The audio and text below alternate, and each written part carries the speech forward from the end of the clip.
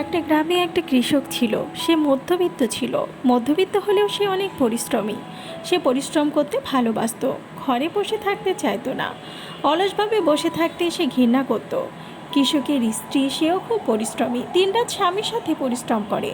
এমন করেই দিন যায়। কৃষকের 3 পুত্র, কিন্তু তিনজনেই অলস। খায় দায়, গল্প করে, গান গায় আর ঘুরে বেড়ায়। কারো কাজে মন নেই।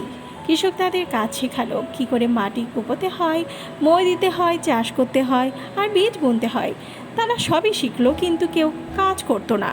তারা জানতো সব, কিন্তু করতো না কিছুই। গায়ে হাওয়া লাগিয়ে বেড়াতো তারা। একদিন কৃষকের গিন্নি কৃষককে বলল, দেখো ছেলেদের কাণ্ড।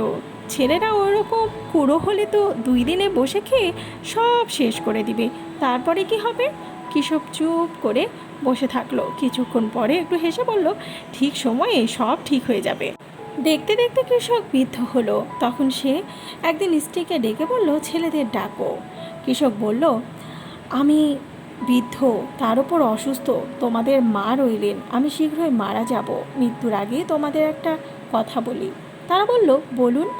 তোমাদের বাড়ির সামনে এই যে ক্ষেত দেখছো, ওর মধ্যে বিশাল সোনার একটা পিণ্ড লুকানো আছে। আমি মারা গেলে তোমরা মাটি খুঁড়ে তুলে নিও, 3জনে সমান ভাগে ভাগ করে নিও। তারা বলল, আচ্ছা।